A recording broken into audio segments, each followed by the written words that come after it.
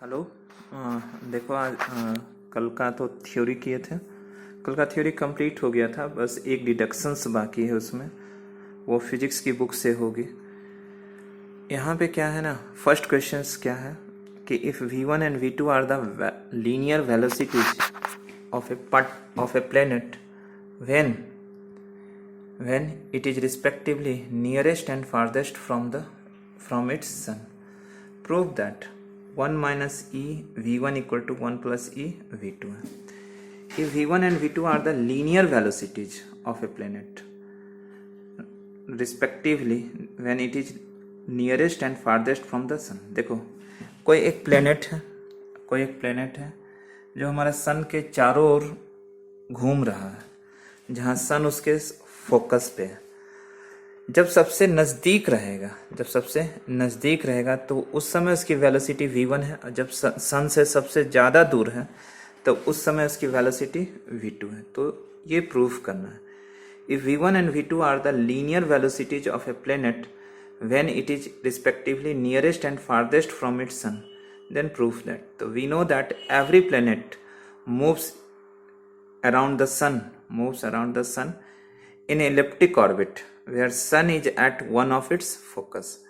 तो therefore elliptic orbit के लिए तो वेलोसिटी होगा प्लेनेट का, वो क्या होता है, v square equal to mu into 2/r minus 1/a है। Let v1 and v2 be the velocities at the points a and a dash which are nearest and farthest from the sun। तो जब A पे होगी तो A पे क्या है, R equal to सन से इसका फोकस का distance R equal to S A क्या होगी, सी ए माइनस सी एस हो जाएगी। सी ए की वैल्यू A होती है, सी एस की वैल्यू ए ई होती है, तो ये और V इक्वल टू V1 हो जाएगी।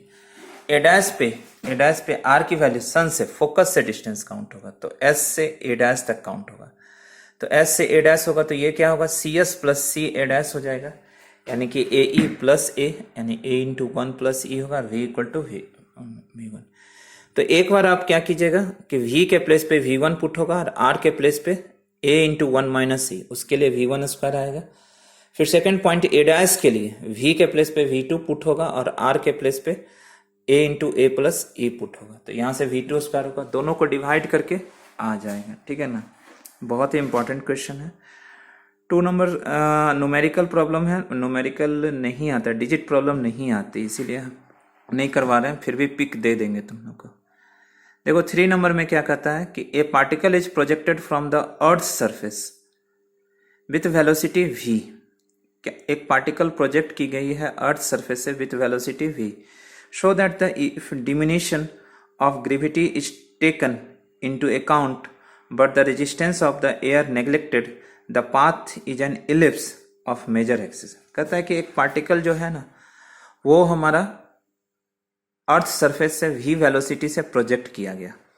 अगर डिमिनिशन ऑफ ग्रेविटी इसको लेते हैं लेकिन एयर रेजिस्टेंस को नेग्लेक्ट करते हैं, रेजिस्टेंस ऑफ एयर उसको इफेक्ट नहीं करता, तो कहे दिखाना है कि ये जो पार्टिकल है वो एक इलिप्टिक पाथ में मूव करेगा जिसकी मेजर एक्सिस ये होगी।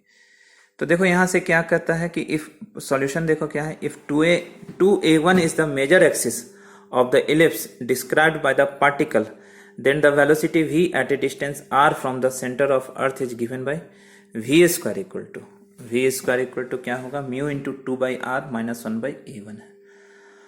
But on the surface of earth we have r equal to radius of earth हो गया, तो r इक्वल टू a हो गया, दिया हुआ है, where a is the earth radius, r equal to a है। Also the particle has been projected with velocity v from the earth surface, इसलिए capital V equal to small v put किया, r equal to a put करेंगे। यहाँ पे earth surface है जो तो से प्रोजेक्ट किया गया ना, तो उस समय r की वैल्यू a हो जाएगी उसकी रेडियस के इक्वल।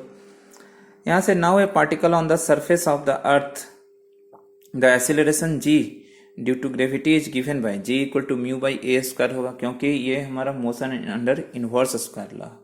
वहां पे अर्थ सरफेस पे जो पार्टिकल चूंकि वो सेंटर की ओर गिरती है ना, तो under the force mu by r square होती है, तो g इक्वल टू क्या हो जाएगा, म्यू बाई ए स्क्वायर। तो म्यू का वैल्यू रख यहाँ से आ जाएगा ए स्क्वायर जी। ये यहाँ पे म्यू का वैल्यू इक्वेशन 2 में रखिए और यहाँ से a1 का वैल्यू निकाल लीजिए, तो thus the length of the measure axis is 2a1 होता है।